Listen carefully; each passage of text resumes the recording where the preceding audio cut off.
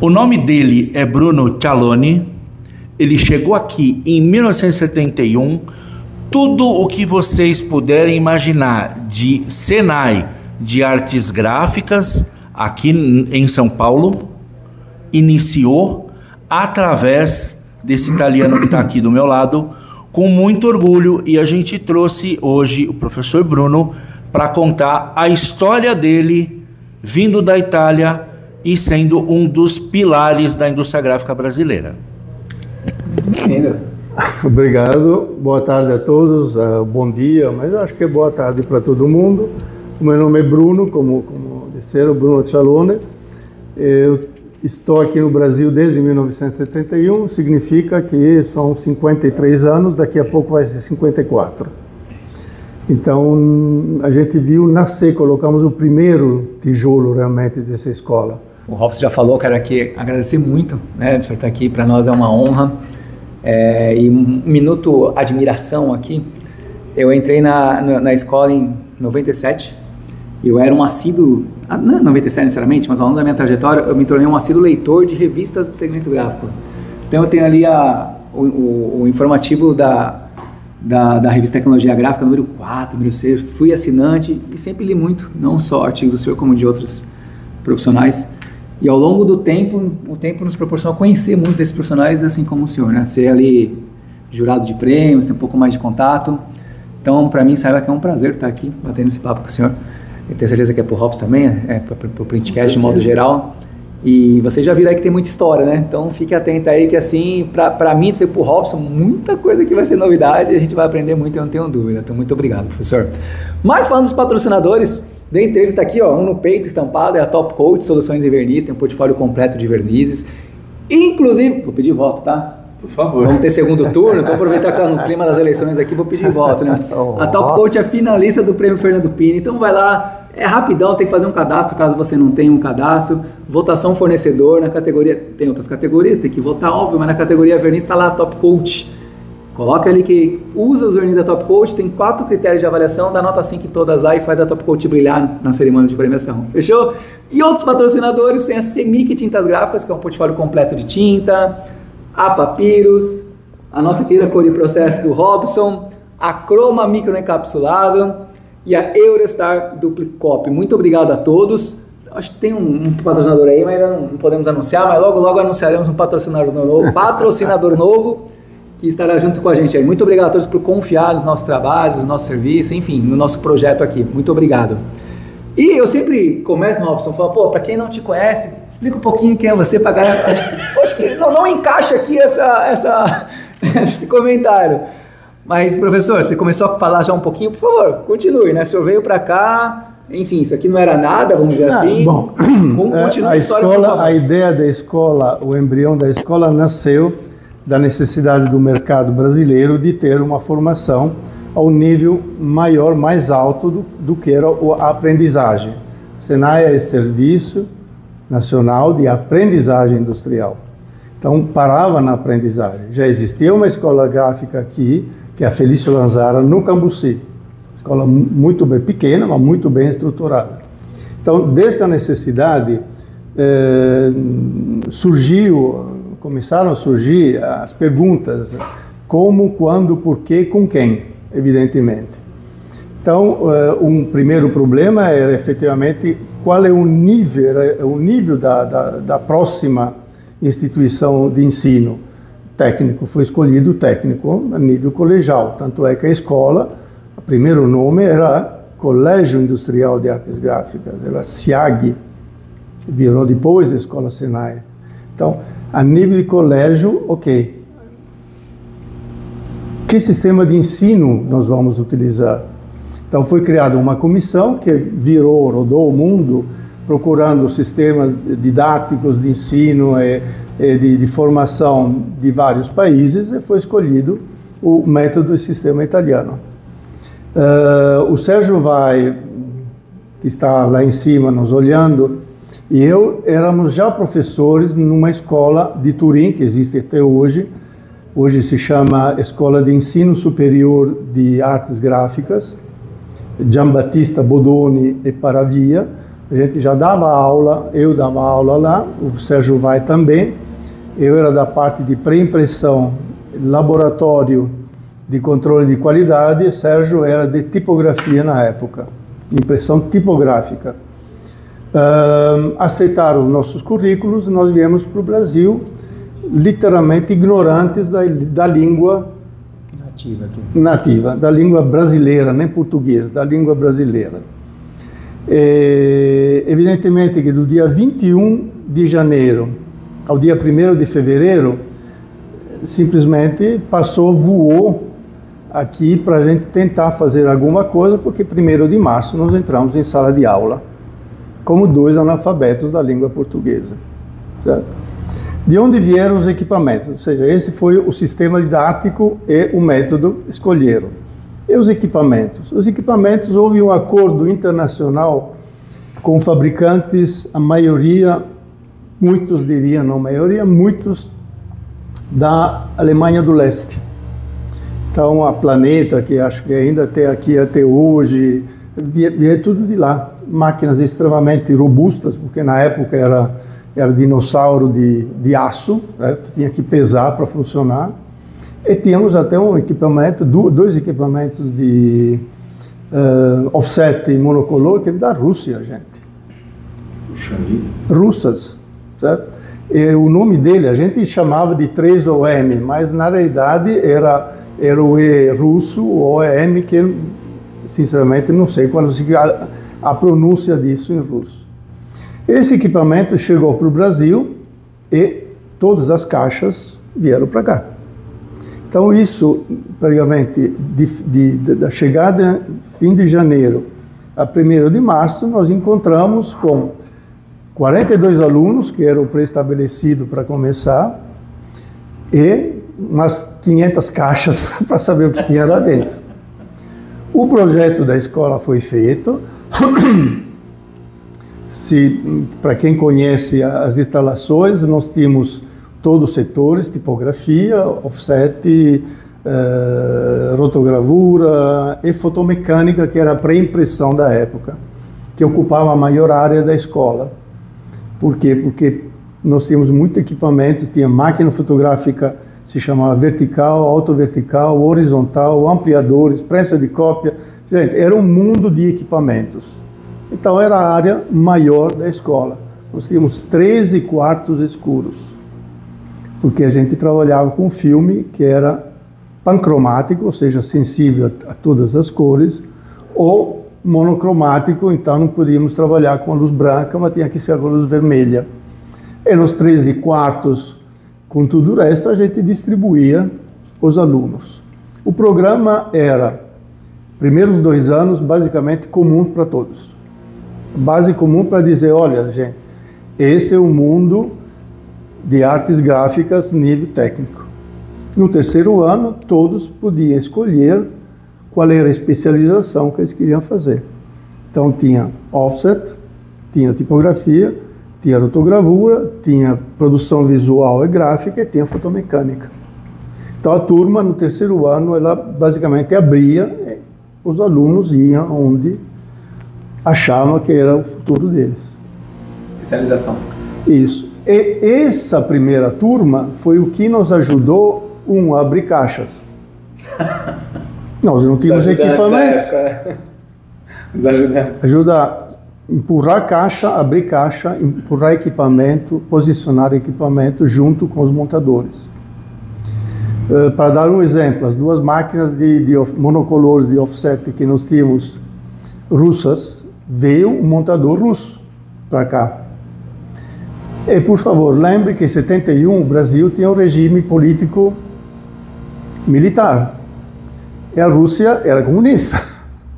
Então, esse montador, coitado do montador, era vigiado 24 horas por dia pela Polícia Federal. Ele era, gente, pelo amor de Deus, isso é uma coisa... Não era difícil de entender. O regime russo não mudou ainda, né? Isso.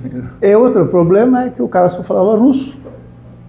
E nós tínhamos um aluno, que eu lembro bem o nome dele, o sobrenome, infelizmente, esqueci, chamava Yuri, de família russa, que vieram para cá, que falava bastante o russo. Então ele era o nosso intérprete. Assim como nas salas de abrir caixa, assim como nas salas de aula, pelo menos na minha matéria, que era fotomecânica, laboratório de controle de qualidade, tinha uma aluna, tem ainda, que se chama Cristina Paulon, de família italiana, que falava bastante bem o italiano, que era a minha tradutora. Então, as primeiras aulas, bastante primeiras aulas, eu dava o material em italiano para ela traduzia para o português, eu basicamente lia para poder transmitir para os alunos. É assim que a gente fomos assim até praticamente a inauguração da escola, em 8 de novembro de 71. Janeiro a novembro. Janeiro a novembro, nós abrimos todas as caixas, montamos todos os equipamentos funcionando, equipamentos trabalhando, todos eles. Tanto é que para a inauguração nós imprimimos um pôster do presidente da época, que era o Garastasson Médici. Sim. Foi impresso aqui enquanto estava a inauguração, foi impresso aqui. Então, escola perfeitamente funcionando, aulas completamente lotadas, programas constituídos, tudo. Escola, montamos em 9 meses uma escola que hoje é a que vocês vê por aí. Então, 9 meses, a escola funcionando e colocando já no mercado o novo conceito de colégio industrial, de colégio técnico. Porque no mercado, essa palavra, essa educação técnica não existia. Então a gente basicamente teve que revolucionar o mercado. Foi um momento disruptivo para a indústria gráfica no Brasil. Porque quem que era técnico no Brasil na época? Os estrangeiros que vieram para cá. Joseph Brunner, Ignaz Sessler, o nome era esse nível. Então, alemães... Mas a nível de necessidade de indústria, na época, se bem lembro, em todo o Brasil tinha em volta de 5 mil gráficas, no Brasil inteiro. Hoje em São Paulo são mais de 6 mil só. Então vocês veem como cresceu o mercado. Então a escola conseguia efetivamente, em curto prazo, reverter, entrar no mercado e ser uma revolução total para dizer, opa, alguma coisa vai acontecer no nosso mercado. Sim. Certo? E assim começamos, com trancos, barrancos, erros, acertos. E o importante também é que na inauguração de novembro, junto à inauguração de novembro, tivemos a primeira Semana Tecnológica de Artes Gráficas do Brasil. O que era? Organizada, evidentemente, pela Tinga italiana. Foram trazidos para cá, vou citar alguns nomes, Andrea Mondadori, Cerutti, tudo gente, diretores de Corriere della Sera, que era o maior jornal italiano, um senhor que chamava Calabrò, que era o diretor-geral do Instituto Nacional de Celulose e Papel italiano, cada um vindo para falar de um argumento que a escola ia colocar na cabeça dos alunos.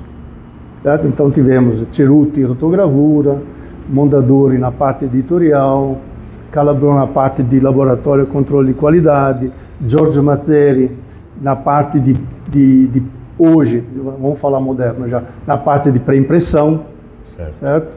E como chamava? Oh meu Deus, bom, o outro, Palha, que era de tipografia, sobre o desenvolvimento da fotocomposição, que aqui nós tínhamos linotipo, né? Depois que começamos a entrar no primeiro conceito de fotocomposição, que foi tudo uma novidade. A Escola Senai era um vulcão, gente. A cada agitada era alguma coisa nova que entrava no mercado. Não existia densitômetros no mercado, gente, por favor. O laboratório de controle de qualidade, que eu tive o grande prazer e honra de montar aqui, era o melhor laboratório da América Latina e de muito outro lugar do mundo. O IPT vinha fazer testes sobre papel aqui na Escola Senai. Nós tínhamos equipamentos que nem o IPT tinha.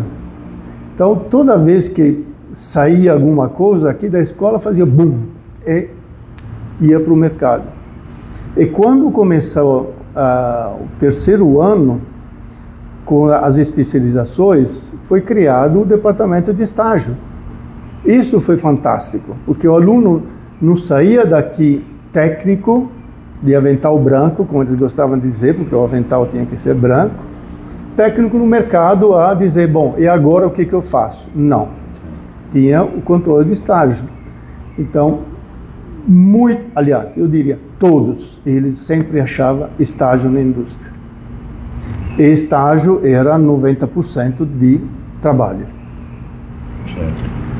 Qual era, evidentemente, tinha lugares de estágio, mas famoso, Abril era uma delas. Foi uma grande escola. Folha, Estado. Gente, vocês encontram alunos até hoje em lugares impensáveis. Impensáveis. Em todas as áreas, papel, offset, rotogravura, em qualquer lugar. Eu ia falar que meu primeiro curso eu até mencionei que já foi aprendizagem em 97. Eu sou fruto de um estágio. Eu saí daqui já como estagiário da Takano, que foi uma baita empresa na ocasião. Professor, só para não deixar passar, que o senhor falou que foi o senhor e o Sérgio Vasque. O Sérgio Vai, fomos os primeiros dois, chegamos em janeiro. E como é que foi a escolha para ser vocês dois para vir para cá? A escolha foi basicamente um convite da Atinga, que era a Associação Italiana em contato com o Senai brasileiro, fez a todos os professores da escola italiana pedindo os currículos e quem estava interessado. O Sérgio Vai já teve uma experiência nas Arábias, era exatamente na Arábia, em Riad, se bem me lembro, de uma escola de artes gráficas que ele ajudou a montar, a fazer os cursos e tudo, então tinha bastante experiência. Ele, evidentemente, foi aceito imediatamente. Eu, que era um jovenzinho de 22 anos, quem me ajudou foi realmente a fase de estudos, que eu tive sempre ótimos resultados, não é para me gabar, mas eu fui o melhor aluno, sou medalha de ouro do Instituto de todos os tempos, com a média mais alta, e tive a sorte de fazer vários trabalhos de pesquisa, realmente profunda pesquisa, tanto a nível de pré-impressão, quanto a nível de laboratório de controle de qualidade, que acho que pesaram, colocar na balança, a Singa quis apostar em mim, o Senai aceitou a aposta. Então, me aceitaram. Eu lembro que um dia, na visita aqui no começo, o diretor do Senai era Ernesto Tolle, chamava Tolle. E a primeira vez que veio, nos apresentaram, ele olhou para mim e falou, olhou para os outros, esse aqui é muito jovem para fazer esse trabalho aqui. O que está fazendo aqui? Certo? Efetivamente, foi uma aposta para todo mundo. Aí, depois de nós dois, veio o Gianmario Mukagata, que era o coordenador. Ele já tinha experiência de Brasil, já falava bastante português. Esse era o coordenador técnico. Depois veio o Ernesto Mina, que era de offset. Depois veio o Lorenzo Bayer, que era de produção visual gráfica. E depois, antes do Bayer, veio um específico para tipografia, que era um italiano que morava no Chile. Meu Deus, agora eu não lembro o nome, mas eu vou lembrar, podem ficar tranquilos. De vez em quando tem que bater o... Muita informação. Aí foi formada realmente a equipe total de cada área, especificar com um técnico responsável. O Sérgio Vai de tipografia, ele foi substituído pelo Frascarolo, lembrei, pelo Frascarolo em tipografia, ele passou na parte de rotogravura, reflexo. Legal. E ficou lá até o fim, claro. Esse comentário que o senhor fez, Pô, com esse jovenzinho, Mas o senhor mesmo falou, estudava, sempre teve ele reconhecimento, é o que a gente fala em muitos dos nossos episódios, Robson? A galera não ser braço curto, de estudar, de fazer, porque a oportunidade aparece, e quando aparecer, tá preparado, É isso mesmo. Professor, desde que vocês... todos ficaram aqui, uma curiosidade minha, todos ficaram do grupo de vocês? Todos. Depois do contrato assinado, Senai, a Tinga, governo italiano, governo brasileiro, o Sérgio Vai permaneceu na escola, assim como Lorenzo Baer e Ernesto Mina. O Gianmario Mokagata e eu saímos, porque acabou o contrato, e montamos uma empresa de representações de produtos gráficos, evidentemente, e o Frascarolo voltou para o Chile, que ele era já diretor de um jornal lá no Chile, na parte de composição. Então ele entendia muito bem, voltou para o Chile. Então basicamente ficaram aqui na escola e no Brasil. Então as vias não é que se separaram, porque a gente estava sempre nos encontrando, teve sempre as semanas tecnológicas, feiras e tudo, e ninguém voltou para lá não. Quanto tempo, você tem ideia de quanto tempo levou para você começar a fluir no português? Isso aí, graças aos alunos, eu acho que no segundo ano já ninguém enrolava mais a gente, né? Porque enrolar a gente, o primeiro ano foi um desastre, foi um cemitério de casos que tinha que aprender em algum lugar, evidentemente, né? Puxa então vida. Eles brincavam com a gente entrava na brincadeira sem saber do que brincadeira era, né? Evidentemente. A gente não conhecia, não sei se eu posso citar o famoso caso das fórmulas que acho que te contei, né? Sim. Tem a fórmula matemática sobre temperatura absoluta e relativa, tem um T minúsculo e o T maiúsculo, né? Então eu escrevi T minúsculo, falei, como chama T minúsculo em português? Aí veio imediatamente lá do fundo, Tzinho, Bruno. Tzinho, bicho, qual é o problema? Normal. Aí veio o T maiúsculo, falei, o T maiúsculo, como chama aqui? Tesão, pronto. Então nas fórmulas virava Tzinho é igual a tal, tesão mais... Depois a secretaria, o pessoal que tem aqui na frente também deu uma ajuda fantástica para nós aprendermos durante os intervalos, instrutores, que tinha intervalo de manhã, todos os intervalos, os instrutores sentavam com a gente para mostrar como chama isso, como é que fala aquilo, mas foi complicado, gente, não tem como, imagina, chegamos aqui 21, no hotel, nós ficamos no hotel, não tínhamos casa, não tínhamos carro, não tínhamos nada, ficamos no hotel. Vamos comer no restaurante, pega o menu em português, e agora, o que nós vamos escolher? Olha as fotos. Você começa a ficar olhando o que os outros comem, né? E tentando, ou dizendo eu quero aquele. A primeira vez o Sérgio Vai, ele leu feijão e achou que era fígado. não teve dúvida, né? Feijão, pá. A hora que veio aquele pratão, mas é feijão, falei, vai ter que comer. São casos que aconteciam, mas que no fim era aprendizagem, evidentemente. Né? Claro, que legal. Vocês começaram a formar as turmas de alunos, mas também eu acredito que durante essa formação foi-se também formando os primeiros instrutores. Existia já instrutor, nós pegamos os melhores instrutores da Felício Lanzara. Então veio o pessoal de composição, claro, porque Lanzara era muito forte nisso. Eu lembro que nós pegamos da pré-impressão, da fotomecânica, um instrutor chamava Batista, outro que chamava Henrique, e depois começamos a pegar da indústria também, para poder aportar, porque ser instrutor naquela época era um pouco quadrado, vamos dizer assim.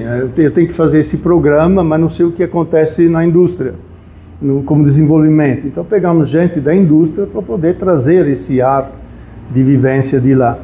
E no fim do primeiro período, depois da instrução que nós demos para os instrutores aqui, tentávamos passar a tecnologia, como tudo, foi criado um grupo de instrutores e foi para a Itália.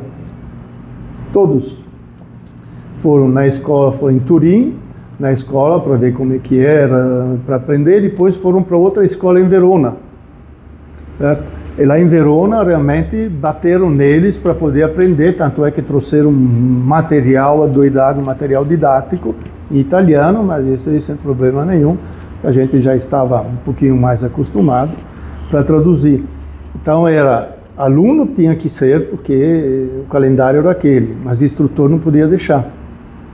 Instrutor tinha que saber mais que o aluno, porque no fim do terceiro ano, nós tivemos casos que o aluno sabia mais que o instrutor.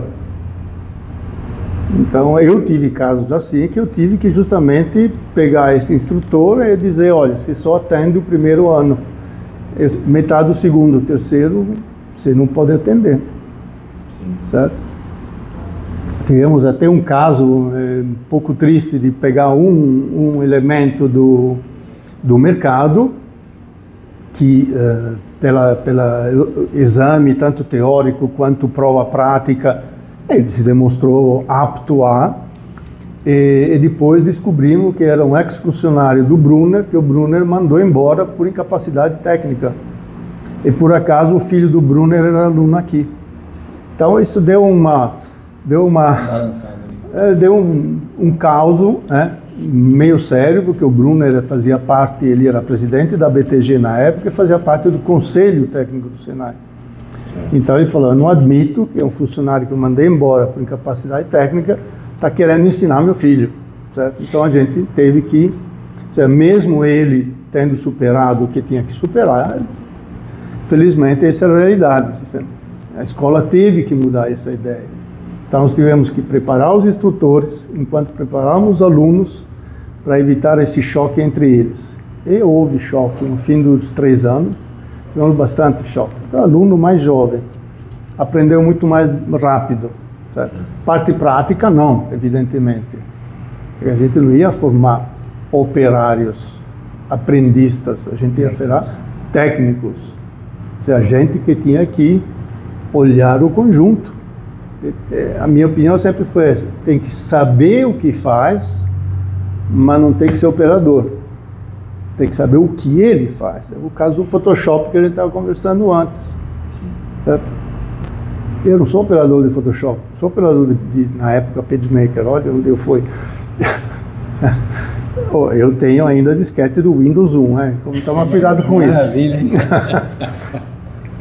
Você tem que saber tudo que ele pode fazer. Por quê? Porque aí você consegue transmitir para o que está na tua frente.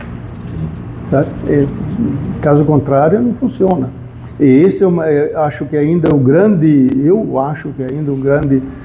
problema da indústria gráfica, é a falta de preparação, tecnicamente falando, das pessoas que estão dentro da empresa.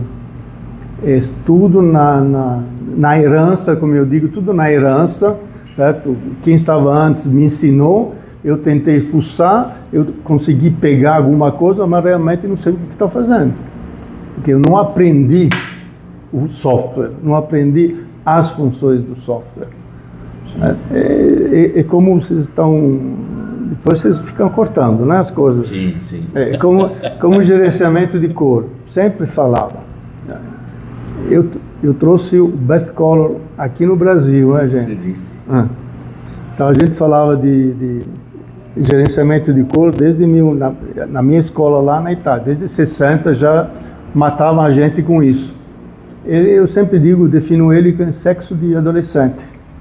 Todo mundo diz que faz, poucas o praticam, certo? E muito poucos sabem exatamente o que estão fazendo. Mas também é vida de casado, viu? É só adolescente. Mas é assim, por isso que eu digo, mas a verdade é essa. Tem o gerenciamento de cor, faz uma escalinha só, e depois muda, o comprador muda a blanqueta, troca a solução de fonte, muda o papel, muda tudo. Espera aí, cadê o gerenciamento de cor? Então, é por isso que eu digo, é importante que as empresas, mesmo as pequenas, olhem no ano à frente de eu tenho que colocar, se o ano passado eu faturei, um exemplo, 10 milhões, de 10 milhões eu tenho que pegar 5% que seja a quota que ele estabelecer para a preparação de pessoal. Então ele tem que destinar essa verba para dizer eu tenho que reciclar o meu pessoal. O dia que ele para de reciclar pessoal, pode apostar que a empresa vai junto. Tá? Sim. Não há como ter. E a técnica, eu brincava de chamar a tecnologia de roubar o funcionário do vizinho, não vai funcionar. Não existe isso, gente. Não pode existir isso. Você está só inflacionando a tua folha de pagamento. E outra coisa, né, professor? Muitos empresários, né, têm um discurso, eu vou treinar, amanhã ele sai. Mas pior que isso é não treinar e ele ficar, né? Vai ser muito pior. E isso já demonstrei para um monte de gente que me fazia, Bruno, mas olha, você me diz, eu vou investir nele, vou mandar fazer curso no exterior, tudo, depois me chega, o meu vizinho me rouba ele. Eu falei, fica tranquilo. Primeiro, você está melhorando o nível. Segundo, você está inflacionando a folha de pagamento do vizinho. Porque se você combinou 100, ele não vai no teu concorrente por 101, ele vai por 120. A inflação é dele, não é a tua. Certo? Então, você está ajudando enquanto faz isso, ele pode transmitir conhecimento para quem você tem na empresa. Então, você aumenta, levanta o conhecimento técnico da tua empresa a qualquer momento. É isso que você tem que olhar. Se te roubam, parabéns, te logo, passe bem. Ele vai se arrepender rapidamente, está te pagando muito. Certo? Exatamente. Ele vai querer fazer negócio com você para baixar o teu salário, você não vai aceitar, você está na rua, vai tentar voltar para cá, eu vou te dizer não. Pronto, é assim que tem que olhar, é assim que tem que ver. Mas o importante é aumentar o nível de conhecimento. Sim. O nível, senão não existe. Porque já em algumas vezes, né, Robson, comentamos, né, que o nível de qualidade dos seus produtos, dos seus serviços está diretamente ligado ao nível de qualidade do seu time. Mas é completamente... Gente, uma máquina de impressão, vamos montar uma gráfica. Eu monto a minha gráfica, você monta a tua gráfica. Certo? Compramos exatamente o mesmo equipamento. Estamos um do lado do outro. Então, mesma área, idêntica. Cópia, um clone das duas gráficas. Por que você tem sucesso e eu não? Porque o meu preço é mais alto do que o teu, meus funcionários são mais caros. Não, porque o conhecimento da minha base, o atendimento que eu dou no mercado são melhores que os teus. Sim. Então, o segredo é conhecimento. No final de contas, são pessoas, né? Tem que ser pessoas. Essa história de inteligência artificial, que agora entrou na moda, eu sou conhecido aqui fora por chamar de ignorância artificial, né? Porque para ser inteligência artificial pressupõe que tenha inteligência antes. Como há ignorância, não pode ter inteligência. É ponto pacífico. O que se faz com a inteligência artificial hoje na pré-impressão? Vamos lá. No acabamento, na impressão, deixa até de lá. Na pré-impressão, o que você faz? Eu sou especialista da área. Cria-se péssimos arquivos. É o que a inteligência artificial está trazendo para a gente. Isso. Então, o que a gente tem que ver é que a tecnologia tem que vir para completar alguma coisa que estou fazendo hoje e não para me criar outras variáveis. Nós já temos muitas variáveis. Sim. Quando você pega um processo na gráfica, você já tem orçamento, aliás, cliente que manda preparar o arquivo dele com a fantasia dele, com coisas absurdas até hoje, certo? Que é uma fase objetiva. Aí tem a parte de faturamento, que tem que estar muito bem estruturada, porque daí já o sucesso do resultado da empresa. Sim. A parte técnica, você tem que ter tudo isso preparado. O que a inteligência veio? Para me criar mais variáveis? Hoje ela cria alguma coisa agradável aos olhos de quem está fazendo, mas que tecnicamente para a gráfica não presta. Ainda talvez surja alguma, mas ainda Se a gente disser como que a inteligência artificial, por exemplo, uma máquina de offset, a gente pode colocar troca de chapa super automática, não automática, com lavagem de chapa automática, com lavagem de rolaria automática, tudo automático, controle de tiras de controle com câmeras para registro, para tonalidade, para isso, para aquilo, essa é inteligência artificial, tá bom, parabéns. Agora, não pode esquecer que, infelizmente, quando sai essa folha perfeitamente calculada determinada matematicamente, fisicamente, do jeito que vocês quiserem, colorimetricamente, vai na mão do cliente final, ele se torna subjetivo de novo. Ele vai olhar e falar, não gostei, gente. E aí, o que me serviu? Ou seja, quando a gente fala em inteligência artificial, gente, significa modificar tudo que você tem na sua casa. Você não vai poder usar. Sim. Você não vai pegar um Fusquinha, certo? É querer colocar um V12 nele e dizer, vou correr em Interlagos. Você tem que modificar todo o carro. Então tem que trocar todos os equipamentos.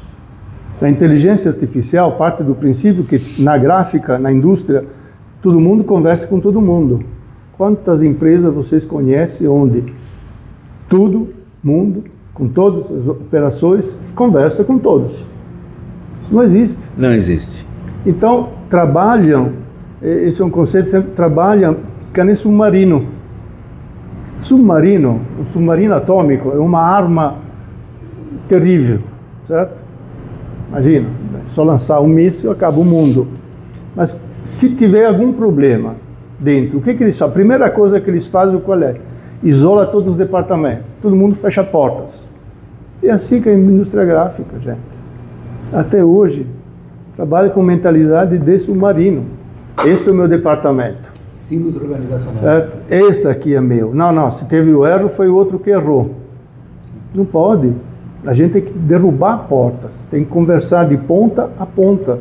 Por isso que eles deveriam, como investimento, antes de pensar, podem até pensar em inteligência artificial parecida, mas ter um sistema, o MIS, certo? Management System, de ponta a ponta, isso teria que ser esse é um investimento, não é um custo. Muitos gráficos acham que esse é custo. Não vou gastar dinheiro em um ERP. Não, você tem que gastar dinheiro nisso.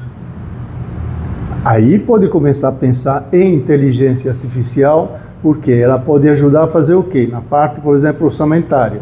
Eu tenho o meu leque de clientes. O que a inteligência artificial vai me ajudar? Vai me ajudar a dinamizar o quê? O cliente A fez tantos trabalhos dessa característica e gastou tanto, certo? Então ele vai me dizer, olha, se o cliente A vem com um tipo de trabalho B, você vai ter um resultado C. Ele já pode me antecipar essas coisas, mas certo. Eu tenho que estar pronto à base. Eu não posso fazer diferente. Não posso permitir que a parametrização do sistema seja manuseada por qualquer pessoa. Se verdade. Vocês lembram, teve uma época, acho que não sei se tem até hoje, tinha orçamentista-chefe, orçamentista A e orçamentista que a gente chamava, em termo assim, de gíria, orçamentista burro. O que era orçamentista burro? É o cara que não mexia em nada, pegava as coisas, colocava no RP, o preço é 10. Aí diz, não, mas é muito caro. E um vendedor fala, é muito caro. Aí passava para o orçamentista, que ia fazer o quê? Ia olhar. Olhar o quê? Aonde mexer para baixar o preço. Certo? E quando ele não conseguia, ia para o chefe do orçamento, que fazia o quê? Olhava e falava, tudo bem, então, se a máquina está parametrizada para 10 mil por hora, põe 12 mil. Pronto, baixou o custo, caraca. Aumentando a produtividade do equipamento. No lugar de usar o papel tal, usa aquele outro papel. Cadê o gerenciamento de cor? Foi para onde? Então, vocês entenderam? Tem que derrubar as paredes na empresa. Tem que ser uma empresa. Não tem que ser várias empresas. Tem que ser uma empresa só. E lembrando, como te falei antes, que o custo, se tiver que errar, tem que errar rápido. Erre rápido. A gente tinha escrito isso. Se tiver que errar, erre rápido, pelo amor de Deus. Para baixar o custo do erro.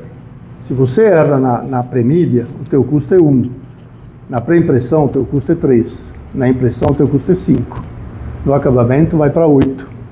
Na logística, é o custo que quiser, porque você perdeu o cliente. Você fez todo o trabalho, teve todo um custo, o cliente te mandou para aquele lugar.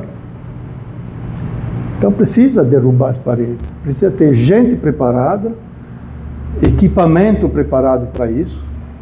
Vocês são de mercado. Quantas empresas usam o CP3? CP4. Poucas. Eu vou colocar inteligência artificial onde?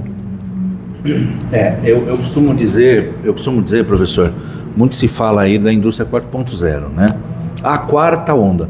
E eu sempre digo, mas a gente não chegou na terceira onda, porque é uma realidade. A gente está no mercado e a gente vê empresa que tem um CIP3, porque alguém não regula os motores do tinteiro, ou porque alguém não se preocupa em fazer determinadas tarefas, o usuário diz assim, isto não me serve, eu não quero mais. E ele condena. Como ele opera o equipamento mais caro da gráfica, o dono pensa, bom, eu não vou incomodar esse cara porque eu quero que ele produza. Então, se ele está dizendo que não serve, não serve.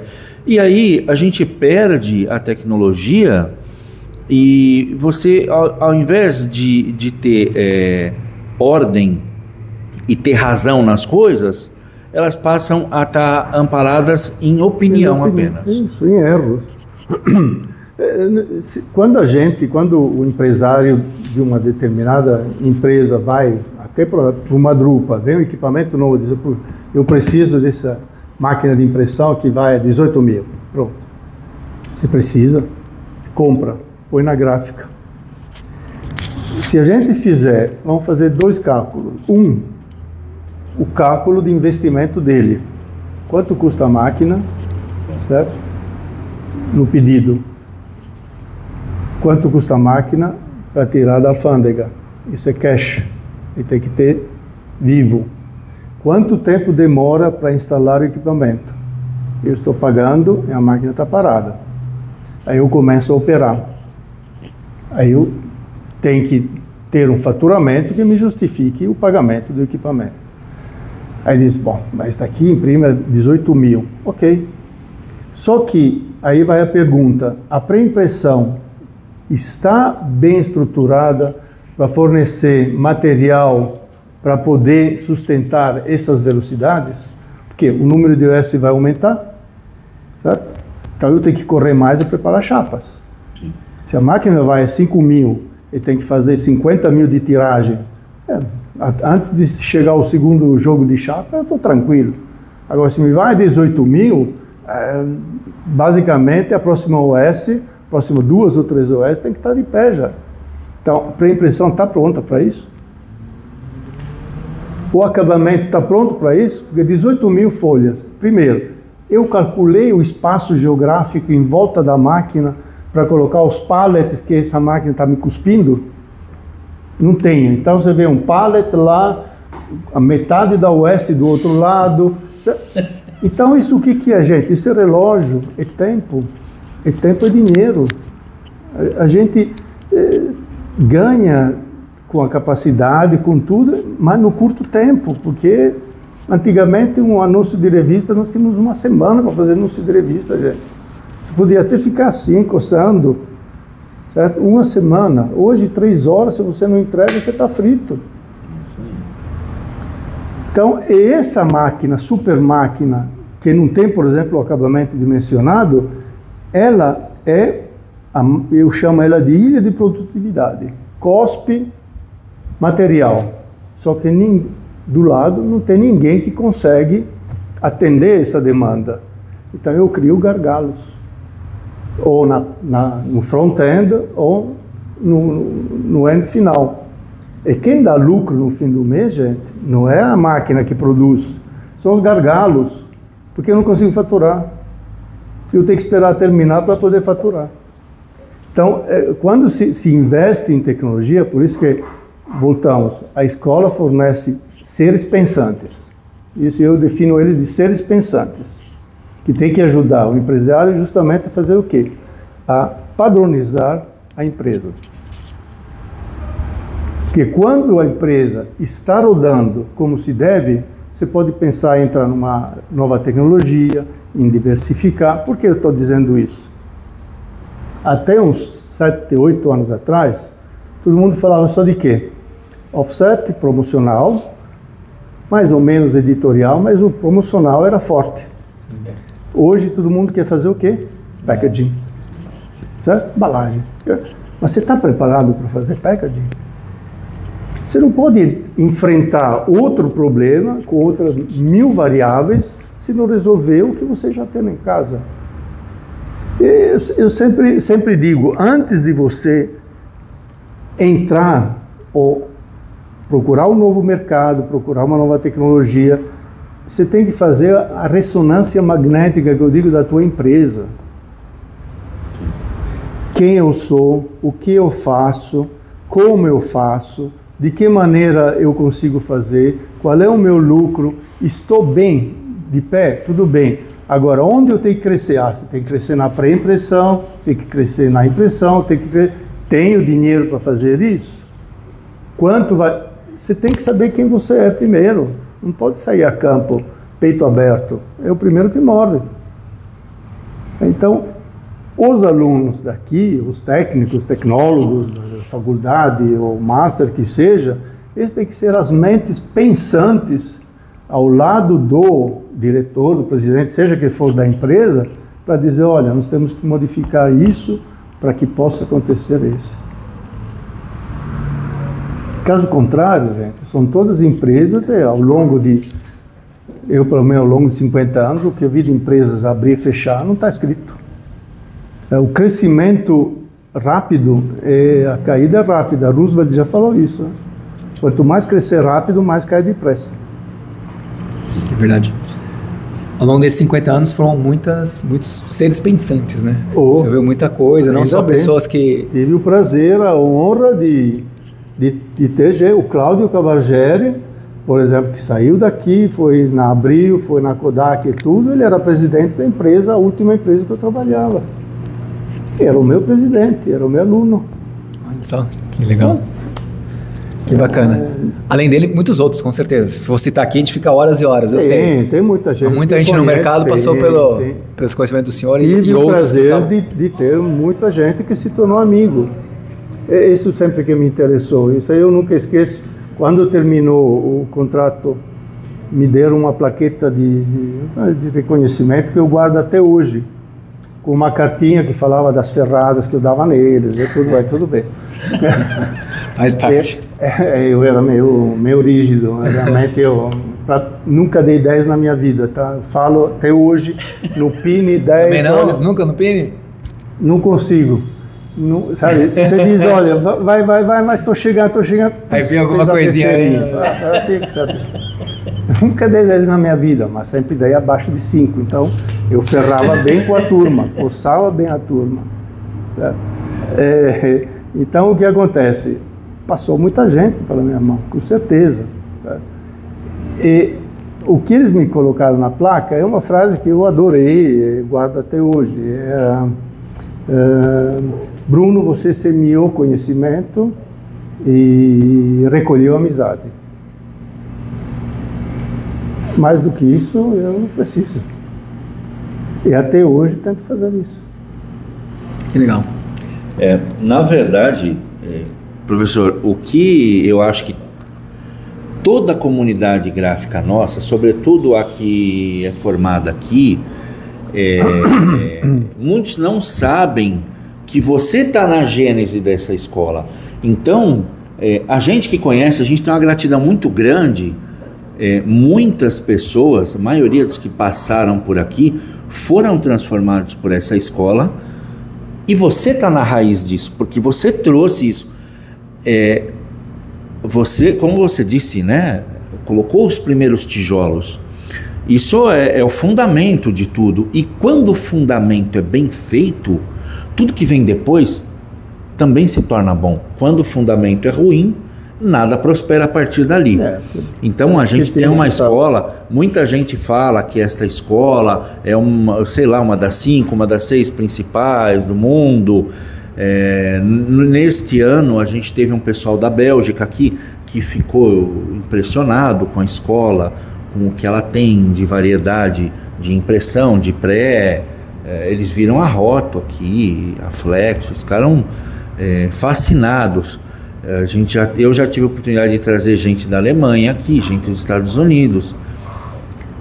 Uma coisa é o cara elogiar por educação, mas a outra é você perceber que o olho da pessoa cresce e brilha, e o cara te fala assim, poxa, nos Estados Unidos tem escola muito boa, mas não tem o que tem aqui. Não tem essa variedade. E a mesma coisa a gente ouvimos do pessoal da Bélgica, da Inglaterra, da Alemanha. Então, a grandeza dessa escola, professor, ela passa pela sua grandeza. Porque o chute inicial, é aquilo lá. Sim, mas foi bem dado, né? O juiz apitou, deu o primeiro chute, vamos lá, vamos jogar agora. Simplesmente tivemos essa sorte em 5 anos de dar que o chute foi muito positivo. E continua até hoje, graças a Deus. Graças a Deus, professor. Essa escola aqui, ela é uma transformação de muitas pessoas, de muitas vidas. Você citou o Cláudio, mas tem 1 milhão de gente, um monte de gente. Famoso por aí. E muitas vezes eu encontro com alguns e o cara começa a falar que estudou aqui, que eu nem sabia. Eu encontro o cara em outro, dono de empresa, é presidente. São épocas, não dá. Justamente. E isso aqui, a ideia de ter esse papo com você é mostrar para as pessoas da onde que essa escola veio, né? Como que ela começou. E eu queria, você falou das contas, você falou da matemática. Eu sempre brinco que para ser gráfico precisa manjar de matemática, de química, de física, de mais um monte de coisas. Mas eu queria que você falasse como era lá atrás, porque você começou a contar um pouco aqui para nós e a gente ficou surpreso, né, Robert? Em determinado momento você falou que não tinha nem densitômetro, mas você falou também que não tinha nem calculadora. Antes da gente começar a gravar aqui, né? Não tinha nem calculadora. Olha, eu vou dizer, eu guardo ainda a primeira calculadora, né, de somar e subtrair, que apareceu com a função inversa, ou seja, 1 sobre x, que me ajudava a fazer os logaritmos. Então, no lugar de pegar a tabela, a mantiça e tal, já se conseguia fazer. Veja, os alunos já assim, oba, todo mundo comprou essa calculadora. Eu comprei, era antes do Pão de Açúcar, Ferrobras, uma coisa assim. Eletroradiobras. A hora que eu vi aquela maquininha, falei, que maquininha? Chamei o cara, falei, escuta, essas 2 teclas aqui, novo, que faz o quê? Mas esse daqui é o recíproco de qual? Eu falei, puxa, pode fazer logaritmo. Eu comprei, eu guardo até hoje essa maquininha. Então, se a gente pensar na tecnologia que a escola viu, analisou, usou e passou, gente, é muita tecnologia. É muita tecnologia. Só para dizer, no início, a pré-impressão, a fotomecânica do início, nós fazíamos clichês. Hoje, quem que faz clichê, quem sabe como se faz um clichê, e qual é a tecnologia para fazer um clichê.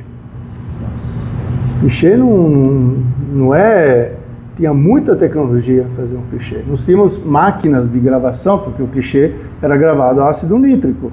Mas ácido nítrico tinha que ter uma certa diluição. Pronto, você tem que ter algum conhecimento da química. Só que quando o ácido nítrico batia contra o zinco, porque você pegava a chapa de zinco, o processo é longo, já. Pegava a chapa de zinco, sensibilizava, aí pegava o negativo, colocava por cima, dava exposição. Certo? Então, onde ficava a camada de bicromato que era na época, o ácido não pegava. Ele só pegava no zinco do lado. Certo? E do zinco do lado ele afundava para poder fazer o ponto. E tinha a forma de ponto. Flexografia a gente já fazia, então tinha problema de fonte de ponto, você fazia o ponto muito largo, muito baixo, então entupia rápido e tudo. Só que quando você colocava nessa processadora, e ia só com o ácido nítrico, era um desastre. Então existia um produto químico que chamava, na gíria, era o nome comercial, óleo touro. Era um óleo, um aditivo que a gente colocava no ácido, que ele formava uma camada, o ácido, digamos, esse nível aqui, ele formava uma camada acima do ácido. Então, quando ele subia, porque tinha bolhas que empurravam o ácido para cima, o óleo touro batia no clichê antes do ácido. Então, onde tinha gordura, ele segurava. Óleo. Aí o ácido não pegava bem nele. Aí você tinha que dosar, evidentemente, as quantidades, as concentrações e tudo. Aquilo você tinha que saber pesar um produto químico, medir a temperatura, tudo. No prédio de prova de clichê que está aqui até hoje, o Van der Koek, tá? Eu lembro que chegamos a montar um rolo, um dos rolos entintadores. Na realidade, a gente acrescentou um que funcionava bem, transparente, certo? Colocamos uma célula lá dentro, uma célula de leitura. Então, na prova, a gente já media a densidade.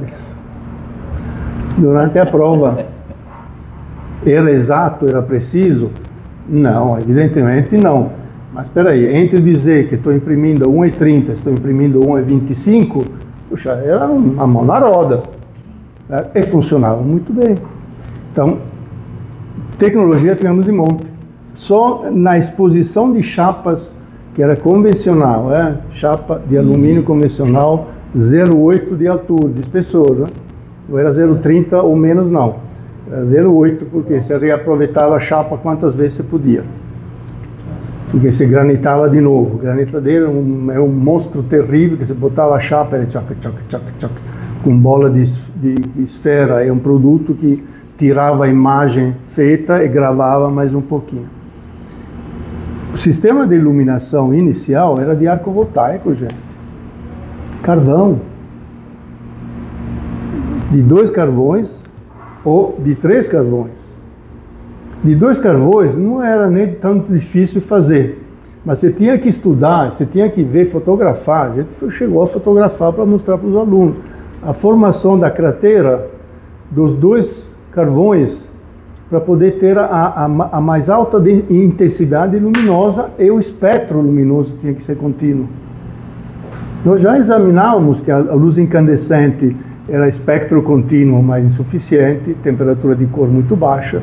Os alunos que saíram daqui primeiro sabiam muito bem o que era um corpo preto, o que era temperatura absoluta, o que era temperatura de cor, o que era sistema XYZ, o que era LAB. Estou falando de 71, né, gente? Só que fazia as cálculas tudo na mão. No laboratório de controle, nós compramos um Olivetti M, um dos primeiros que hoje seria um chamado computador, mas era um elaborador eletrônico, a gente chama, de ficha magnética. Eu tenho ainda a ficha magnética comigo. Então você escrevia o programa, na linguagem dele, evidentemente, gravava numa ficha magnética mais ou menos de uns 20 centímetros, tá? Colocava na memória o programa, você colocava os números levantados com o densitômetro, ou com o IGT, ou com qualquer coisa, ele te dava uma tirinha de papel impressa com o resultado. L, A, B, tranquilo, delta E, estava tudo lá. Na parte de reprodução, por exemplo, a Abril era muito rigorosa porque na época se trabalhava com negativo, tom contínuo, né? Ou com reticulado. Então, quando era positivo ou negativo e tom contínuo, era rigorosa com a densidade mínima e máxima. Você não podia mandar qualquer coisa, porque depois, na hora de reticular, saía qualquer coisa mesmo. Então, tinha que ser 0,30 de mínima de densidade e 1,70 de máximo de densidade. Aí precisa de densitômetro. Então, como é que você vai fazer isso? Agora, no 0,30 não era 0,30, era 0,20. Que exposição eu vou dar para que me dê 0,30? Aí entrava de novo matemática com os logaritmos. Tá? E dava exato. Vocês podem pegar alunos daquela época e dizer, dava certo? Dava em cima, na cabeça, com densidades. Nós temos válvula nos densitômetros, gente. Não esquece disso. Não tínhamos ainda circuito integrado, não. Que saiu quase em 2000. Válvulas. Você tinha que ligar o aparelho de manhã e esperar ele esquentar, que nem as TVs. Senão a leitura era falsa. Artes gráficas raiz. Eu garanto, era muita tecnologia escondida. Se aprendia a tecnologia na marra, certo? Mas estava lá. Sim. Hoje tem muita tecnologia que ninguém vê e sabe usar. Lá, se você não soubesse usar, não saiu o resultado. Você tinha que saber. Quando a gente fala de retícula, gente, a retícula tinha dois tipos, que foi a Kodak, graças a Kodak, que inventou a retícula pelicular, senão tem que ser retícula de cristal ainda, de vidro. Sim. Que aquilo era uma outra matemática maluquíssima, porque você tinha que calcular a distância da retícula para o filme, com um diafragma, com uma chapinha que tinha um desenho para fazer ponto elíptico, ponto redondo, ponto quadrado, e a distância... Sabia disso? A distância dava... O pós-grupo falou, lembra? E a distância dava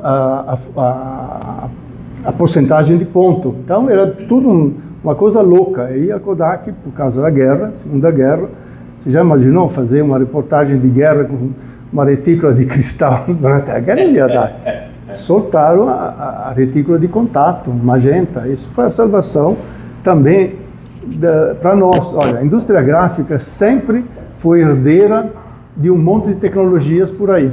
Sempre soubemos pegar as melhores tecnologias e colocar dentro de casa. Só para adiantar, o sistema de clonagem do Photoshop, aquilo nasceu na mão da indústria militar israeliana, para a reconstrução de aerofotogrametria. Porque quando a aerofotogrametria, o avião subia para fotografar e tinha nuvem, o que tem debaixo da nuvem? Então eles já começaram a fazer esse tipo de algoritmo, de calcular, e nós aproveitamos para nós também. Essa é a clonagem, certo? Entrou o circuito integrado, equipamentos deram cambalhota, tira a válvula, circuito integrado, certo? Mesmo a nível de flop de 8 polegadas, 5 1/4, 3... Então, tudo que teve tecnologia entrou aqui dentro. Em 84, quando a Agfa, a Apple, quem era mais o outro louco, se juntaram, que aí começou a era pós-cripta, a era moderna do desktop. Imagina o que aconteceu para trás. Por isso que eu digo, o passado é a maior riqueza que a gente tem. Morreram gerações e gerações de operários, técnicos, todos.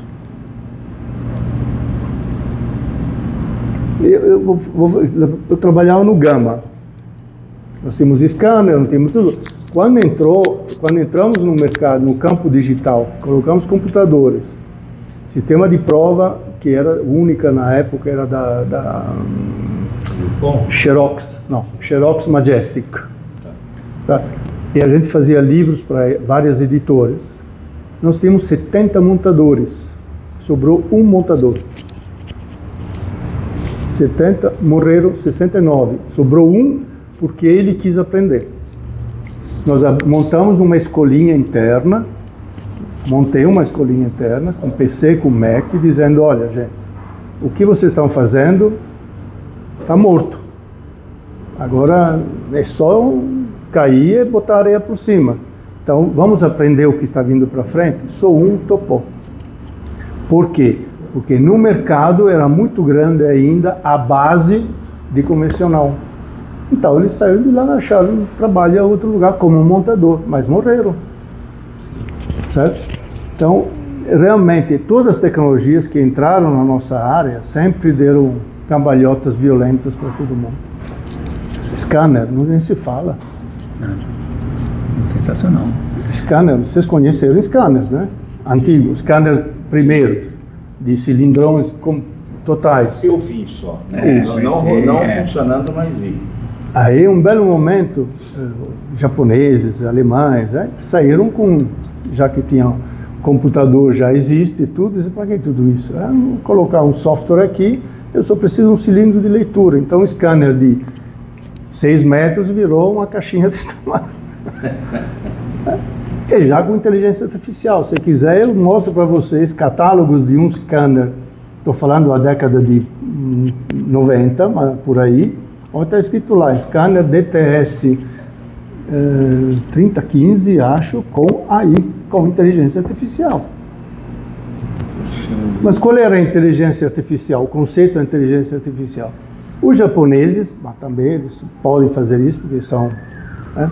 Eles fizeram tantas separações de cores, tantas seleções, Robson, de tudo que se possa imaginar de cromos que existia na época. Tom de pele mais claro, mais escuro, paisagem, todas as variáveis que eles conseguiram. E fizeram as seleções, e memorizaram todos os setups.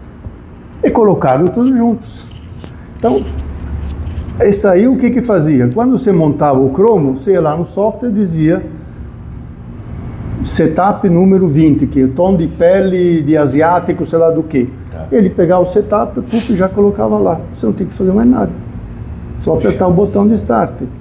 Era uma inteligência artificial já. Conceitualmente. Era ter acesso a um banco de dados, ter acesso ao enorme banco de dados. Na época era um enorme banco de dados, hoje seria mixaria, para poder fazer alguma coisa.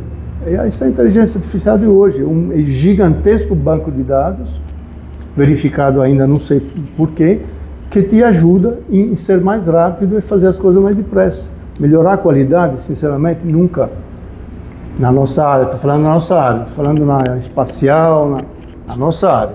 Qualidade, ninguém vai, não depende da inteligência artificial, não, gente. Até o momento ela não está ajudando. Não. Agora, professor, voltamos da Drupa, viemos aqui, a gente estava numa atividade de julgamento de prêmio, que eu acho que era o Prêmio São Paulo. E nós estávamos conversando, o Mozart, você e eu. E você deu uma aula pra gente, falando das tecnologias atuais de inkjet. Certo. Como você faz para se atualizar? Você tem um canal com os fabricantes, você sabe onde pesquisar, ou você tem uma varinha mágica? Não, varinha mágica não existe, absolutamente não. Eu posso dizer que eu passo uma média de 6 horas por dia na frente do computador. Eu tenho canais diretos com alguns fabricantes que ficamos, evidentemente, em contato. O resto é pesquisa direto na internet. Pesquisa, mas não entrar no Google e dizer, sei lá, máquina, blá, blá, pega o primeiro e já... Não. Pego o que mais eu estou procurando e aí começo a procurar tudo que é lado. Ou seja, é a mesma coisa quando você vai no Wikipedia. Ele te dá o texto, que todo mundo viu, embaixo te dá uma bibliografia desse tamanho. É lá que eu vou. Eu leio em cima, entendeu o que você quis me dizer, agora eu quero verificar.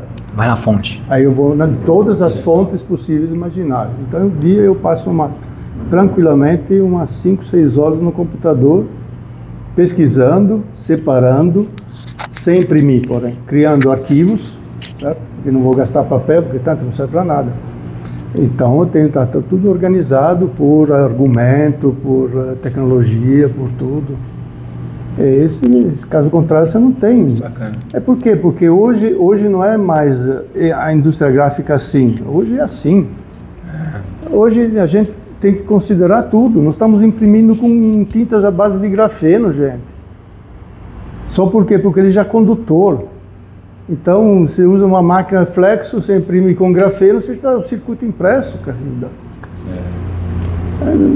Então, a indústria gráfica não é mais indústria gráfica, eu chamo ela de comunicação gráfica. Qualquer coisa que comunique qualquer coisa é da nossa área.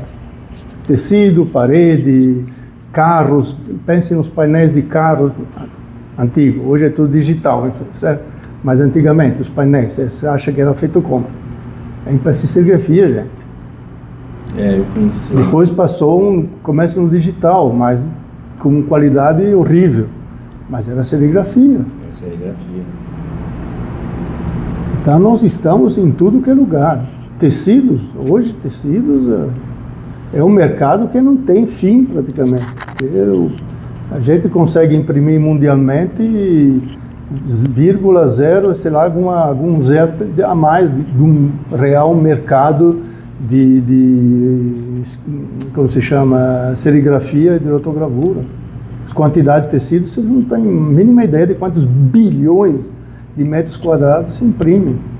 E de quantos micrometros quadrados a gente consegue fazer hoje no digital. Mas sem o digital, a gente não estaria nisso. Estaríamos ainda falando de offset, rotogravura e flexografia no máximo.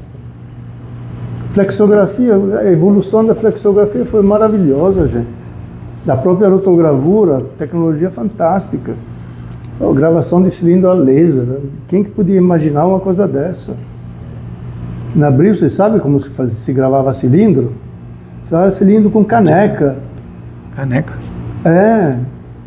Você emulsionava o cilindro, preparava ele, expunha ele, depois o cara pegava o ácido, e dependendo se era altas luzes, meio tom ou sombra, era um grau de concentração do ácido. O cilindro rodava, ele fazia assim. Gente, isso você pode encontrar ainda em algum filme na internet, acho que deve ter ainda. Então, se for olhar como evoluiu a nossa tecnologia, bicho, a NASA está quase perto da gente. Não, evoluiu muito, tá falando com propriedade, mas o que me chama a atenção de modo geral, mas obviamente já com suspeitas, né? Porque, evoluiu tanto e o professor tá sempre atualizado. Não só as fontes que temos contatos, mas os estudos, né? Que pouca gente hoje está disposta a pagar esse preço de estar estudando para estar se atualizando. Então, eu participo de todos os webinars que possam me interessar, todos eles. Vou em qualquer lugar, não tenho vergonha de dizer. A gente está sempre aprendendo. Fiz um curso com o Copete, porque ele me deu o convite, porque eu falei, desculpe gente, mas não gasto dinheiro, eu gosto de ouvir, apoio e tal. Eu participei do próprio Pires, certo? Da Andy Graff e tal, eu vi que está o teu, que está dando, mas eu não gasto dinheiro, estou te falando. Se eu recebo o convite, estou lá, estou ouvindo, estou fazendo observações e perguntas, mas sinceramente, porque não é que eu não queira gastar dinheiro, é que o investimento não preciso mais para quê? Sim, eu não tenho uma saída para isso, certo? Adoraria ter ainda isso, mas não tenho. Então, se não se mantiver surfando de uma maneira ou outra, de barriga ou de pé ou deitado, você morre.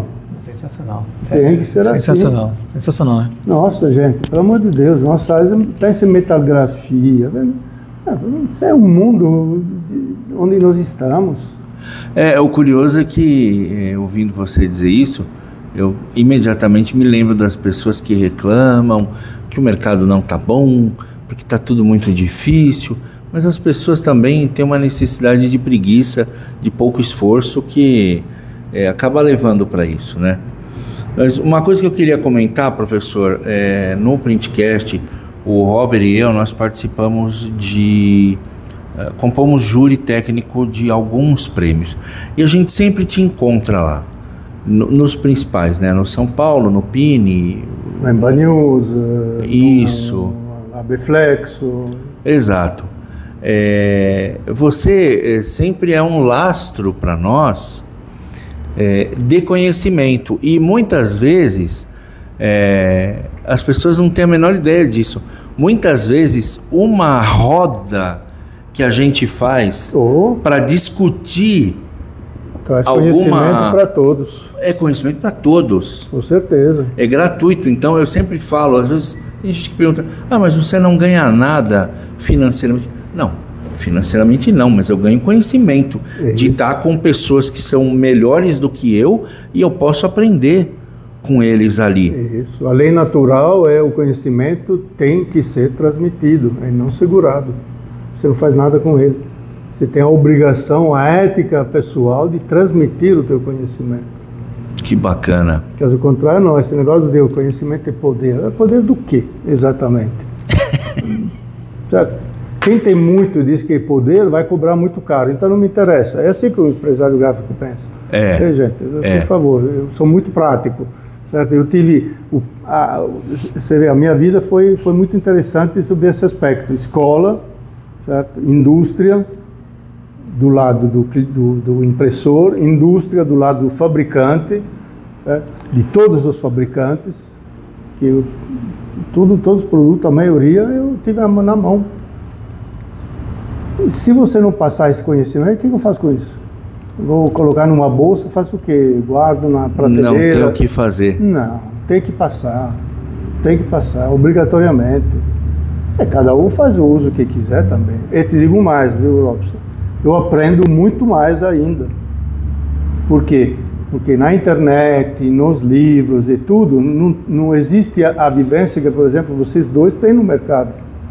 Por isso que eu, às vezes, faço pergunta, como é que está o mercado? Por quê? Sim. Porque o vosso conhecimento, para mim, abre mais, porque diz, puxa vida, o mercado continua assim, não mudou, essa tecnologia ainda é válida. Esse é o benchmark prático que eu só posso ter com vocês, não tenho com mais ninguém. Sim. Certo? Saber que a gráfica A comprou uma máquina de 5 milhões, parabéns. Se a máquina faz isso, mas e aí? O que ele faz exatamente? Como é que está? Por isso eu me apoio muito em vocês. Sim. Oh, pensa não. Você nem imaginava essa, hein? Mas vocês estão lá no mercado, vocês vivem nas empresas. A gente está na trincheira no dia a dia, né, professor? Olha, eu vou fazer um caso que, na época no início do CTP, vocês lembram? Tinha IBF, que era representante, tudo bem. Tinha Agfa fabricante, Screen fabricante, e um monte de fabricantes. Heidelberg. E tinha gente que pensava, digamos, quase da minha maneira. Então, todo mês a gente se juntava, Heidelberg, Agfa, Screen, que era eu, e quem era mais um? Acho que era IBF, Kodak. A gente sentava, a gente falava, quantos de CTP você vendeu? Eu vendi tanto CTP. Aonde você vendeu? A gente abria o jogo um com o outro. Real. Primeiro, a gente conhecia o mercado. Sabia qual era a regionalização do mercado. Você colocava no mapa, você diz, a Kodak é muito forte aqui. Então, depois, sei os vendedores. Todas as gráficas que não tem, é lá que você tem que ir. Não vai aonde já é comprador, vai aonde não é comprador. Mas era um jogo aberto, uma troca de conhecimento. Então, sem troca de conhecimento, voltamos ao submarino. Cada um está no lado dele. Eu estou lá no rádio. Agora, se lá no siluro o cara morreu, sinto muito, mas eu estou bem aqui. Não, tem que derrubar a parede. Conhecimento é um bem, tem que ser um bem de todos, não de alguns. Tem que transbordar, né? Chegar para as outras pessoas. Você tem que jogar na mesa. Cada um depois faz uso do que quiser. E tem muita gente que não quer. Tá bom, mas eu te dei. Exatamente. Você não pode dizer que eu não te dei. Exatamente. E professor, partindo aqui para o final, o senhor já, ao longo do papo aqui, o senhor já deu várias dicas para quem está captando, né, Robson? Inclusive essa de que estuda diariamente pelo menos 6 horas, tem que fazer. É uma baita dica, não digo nem dica, é uma dica, óbvio, mas é muito mais um estilo de vida daquela pessoa que quer realmente aprender e tá evoluindo dentro do que ela conhece, dentro do mercado dela, que seja. Mas essa galera que está começando, né, se eu pudesse dar, não uma dica de ouro, tá? Fica à vontade para dar quantas dicas o senhor quiser. Dar dicas para essa galera, quais dicas o senhor poderia fornecer, poderia dar? Bom, a primeira dica é estudem, procurem, pesquisem, se informem e depois compacte isso. Para que compactar? Para poder colocar no que eu faço. Certo? Eu, sei lá, sou operador de qualquer coisa, mas eu não posso só ser operador. De novo, a ideia é que estou fechado. Eu tenho que entender tudo. Desse tudo, com certeza, eu vou conseguir puxar alguma coisa que é exatamente o que eu preciso. Certo? E aí melhora o meu conhecimento. Mesmo se continua aquela história, mas o que adianta eu me preparar para a escola? O meu patrão, como muita gente falava na faculdade, diz, o meu patrão não me reconhece.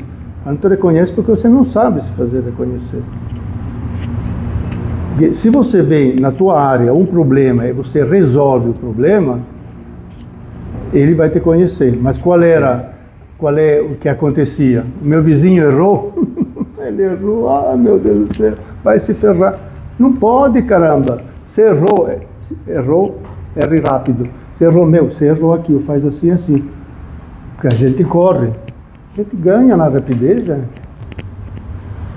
Sim. Mas aí vai também da estrutura que se põe na empresa. Quando você põe, fazer um exemplo de bônus que você pode dar para funcionários por produtividade, você muda a mentalidade imediatamente. Porque não é só a minha.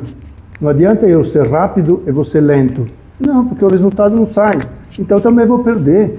Então eu sou obrigado a te ajudar. É você obrigado a aprender. Eu te ensino e tudo, mas... Então, a única coisa que temos que mudar são as cabeças. Que máquinas, tecnologias, o que vocês quiserem, basta um telefone e a conta bancária. Você pega o telefone, chama o fabricante e manda a máquina que você comprou. E precisa de gente pensante. Isso vocês precisam. É cérebro. O resto deixa, o resto automação, o que vocês quiserem, isso já vem. Isso está na mão de todos. Mas isso aqui está na mão de poucos. A gente percebe como faz a diferença, né, no dia a dia. Só estando na trincheira para a gente perceber que isso realmente faz diferença. Faz uma grande diferença.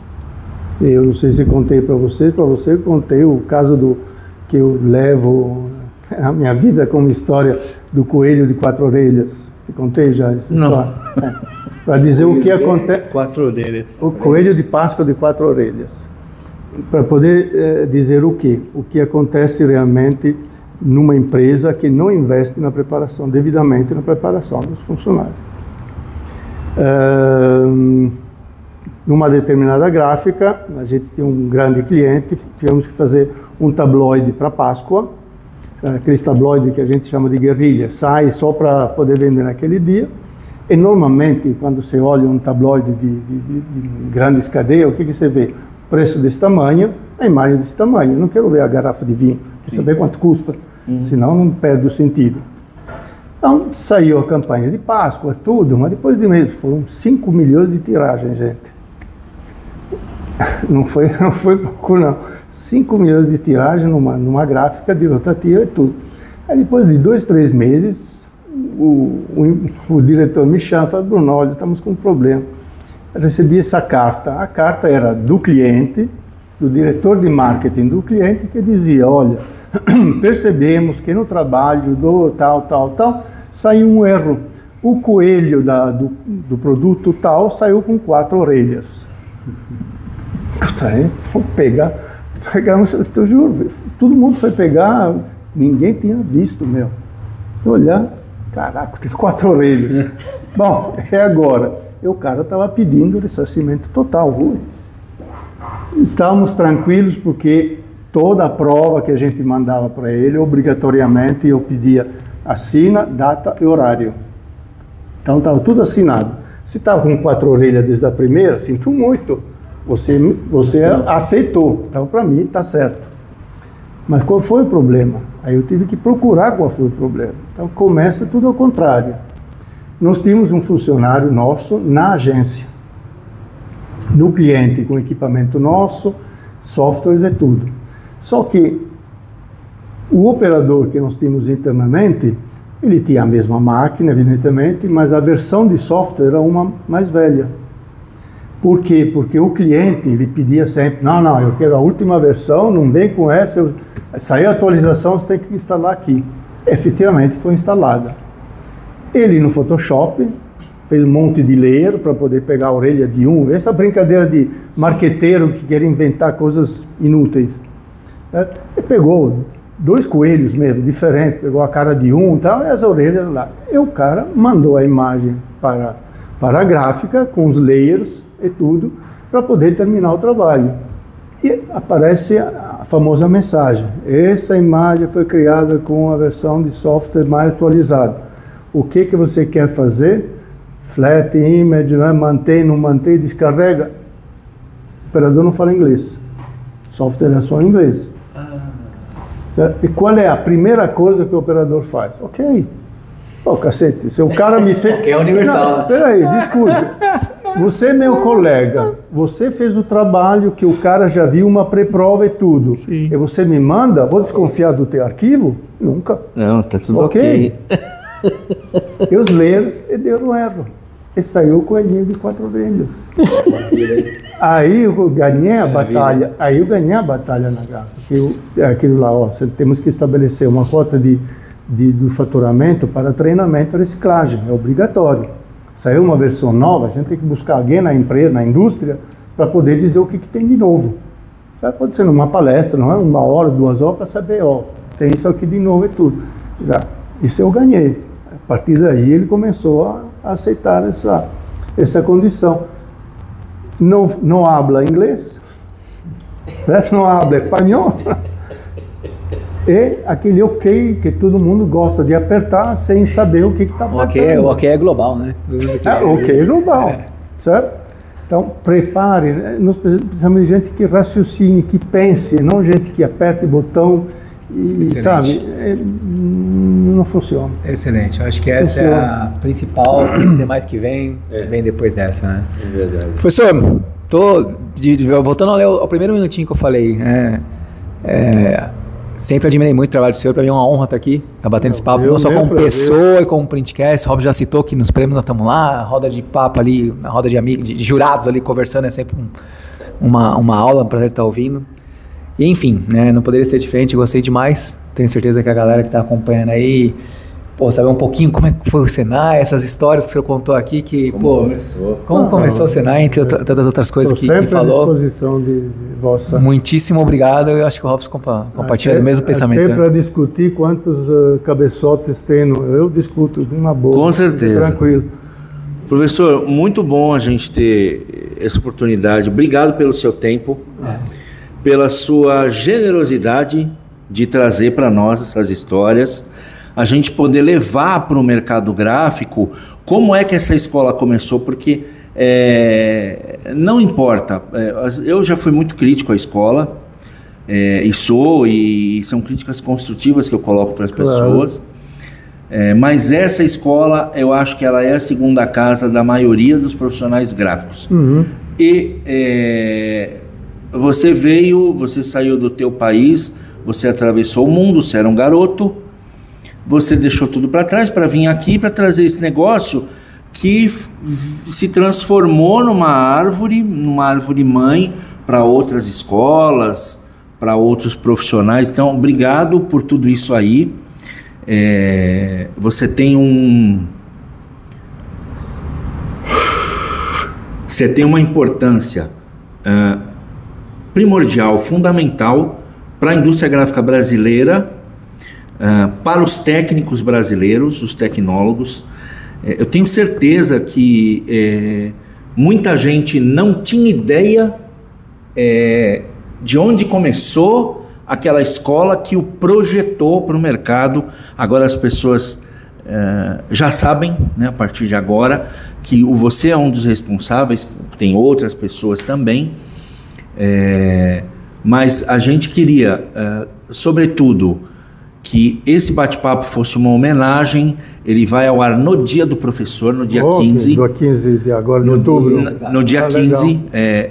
A gente está gravando antes. Tá? Sim, nós estamos gravando antes, mas a maior homenagem que a gente pode fazer aqui para o cara que a gente considera o professor dos professores gráficos que a gente tem na vida.